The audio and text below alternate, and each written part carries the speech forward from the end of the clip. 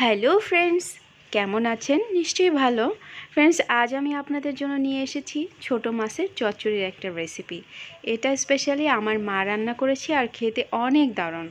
So মায়ের হাতের এই চচ্চড়িটা খেতে এত ভালো হয় যে আপনাদের শেয়ার না করেই আমি পারলাম না। এর জন্য আমার বেসিক্যালি ছোট যে কোনো মাছ লাগবে, স্পেশালি চিংড়ি মাছ। ছোট চিংড়ি মাছটা দিলে খেতে বেশি মজা হয়। আর যে সবজিগুলো নেবেন এগুলো খুব ইম্পর্টেন্ট, আর কাটতেও হবে সুন্দর করে, তাহলে ঠিক এই রকম দেখতে হবে, খেতে হবে অসাধারণ। ভিউয়ার্স, আমি বেগুন, আলু, ডাঁটা, কচি পুঁই শাকের ডাঁটা আর নিয়েছি দুধ কচুর ডাঁটা। আপনারা আরও যে কোনো সবজি নিতে পারেন, তবে বেসিক্যালি এই সবজিগুলো নিলেই খেতে বেশি মজা হয়। মাছগুলায় হলুদ লবণ মাখিয়ে ভেজে নিচ্ছি। ভিউয়ার্স, ভেজে নিলাম কারণ মাছগুলো অনেক ছোট, না ভাজলে দেখা যাবে চচ্চড়ি শেষ হতে হতে মাছগুলো একদমই নাই হয়ে যাবে। সো যদি ভেজে নেন তাহলে দারুণ একটা ফ্লেভার আসবে চচ্চড়িতে। ভিউয়ার্স, আমি এখন যে ফোড়নটা দিচ্ছি এটা হচ্ছে রাঁধুনি ফোড়ন। এটা কিন্তু খুব ইম্পর্টেন্ট। যখনই আপনি তেলের উপর রাঁধুনি ফোড়নটা দিবেন তখন কিন্তু চচ্চড়িতে একটা দারুণ ফ্লেভার অ্যাড হবে।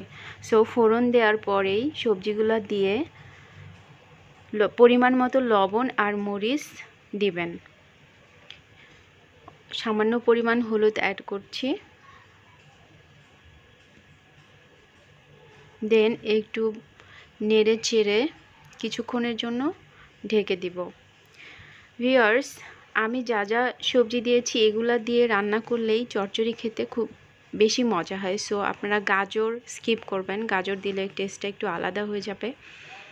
কিছুক্ষণ ঢেকে দেওয়ার পরে আধা সিদ্ধ হলে তখন আমি দুধ কচুটা অ্যাড করছি। এটা অনেক এলাকায় মৌলবি কচুও বলে থাকে। এটা চাইলে আপনারা স্কিপ করতে পারেন, কারণ সহজেই এই কচুর ডাঁটাটা আমরা পাই না। কচু যেহেতু একটু নরম টাইপের, তাই পরে দিয়ে আরও 2-3 মিনিট ঢেকে রান্না করেছি। ভিউয়ার্স, খুব জোরে কিন্তু জাল দিবেন না, অবশ্যই চুলার আঁচটা মিডিয়াম আঁচে রাখবেন। ভিউয়ার্স, আমার চচ্চড়ি কিন্তু প্রায় হয়ে গেছে।